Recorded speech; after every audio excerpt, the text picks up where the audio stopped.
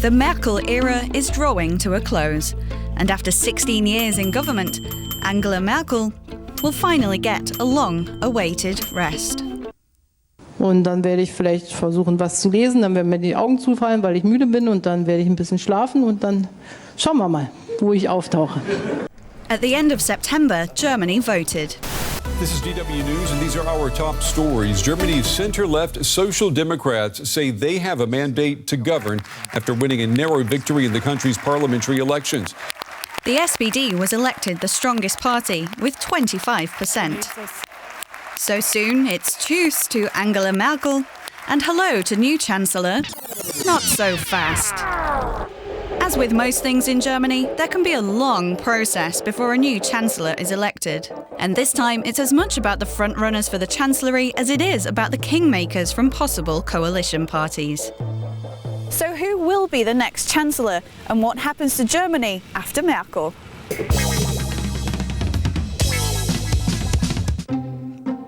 For Merkel to leave the stage entirely, there first needs to be a new government. So what does happen to Merkel and the outgoing parliament in the meantime? Some of the most important answers are in here. According to Germany's Grundgesetz or constitution, the Bundestag, Germany's parliament, must convene for its first session no later than 30 days after the election. The previous members of parliament, including Merkel, remain in the Bundestag until the first session. That also marks the end of the Chancellor's term in office. But even then, Merkel won't be clocking out of the Chancellery straight away. At the request of the German president, currently Frank-Walter Steinmeier, the outgoing Chancellor is obliged to continue government affairs until their successor is elected. Caretaker governments generally don't make any far-reaching decisions. But the coming weeks will be dominated by parties negotiating a new coalition government. But the clock is ticking.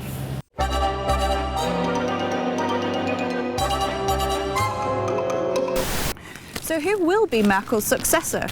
Isn't that what Germans just voted for? Nope. The German Chancellor isn't directly elected by the people. Voters vote for parties, who will then be represented in the new Bundestag. A stable government will require the support of a parliamentary majority.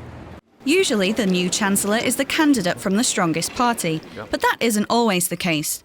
This time, the choice could be between the SPD's Olaf Scholz and maybe even the CDU's Armin Laschet. That decision ultimately lies in the hands of two parties that will be coalition kingmakers, the climate-friendly Greens and the business-focused FDP. But how is a coalition formed? First, it all kicks off with Sondierungsgespräche, literally probing talks between parties.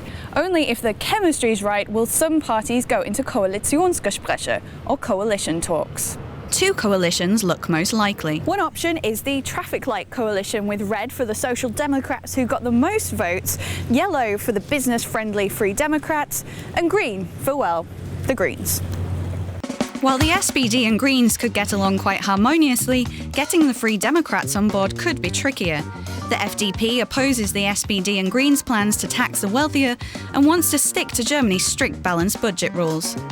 Which brings us to the second option, a Conservative-led coalition also with the Greens and FDP. It's known as a Jamaica coalition due to the party's colours. It's no secret that the FDP would much rather be in a Jamaica coalition than a traffic light combo.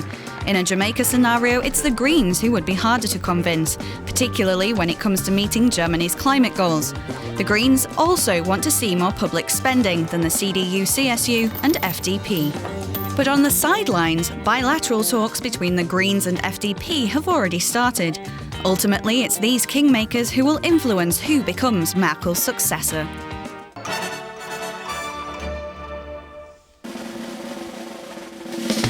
So forming a coalition will require a lot of compromise, and every party will be fighting for their own interests. But what happens when talks collapse? Well, that's exactly what happened in 2017 after the last federal election. FDP leader Christian Lindner left talks with the Conservatives and Greens because he wasn't satisfied with the compromise on the table. Es ist besser, nicht zu regieren, als falsch zu regieren. Auf Wiedersehen. After almost 6 months of toing and froing, politics in Germany were at a near standstill. And after all that, Germany still ended up with another grand coalition with the Conservatives and SPD, the same as in the previous term. That was the last thing many voters wanted then and now.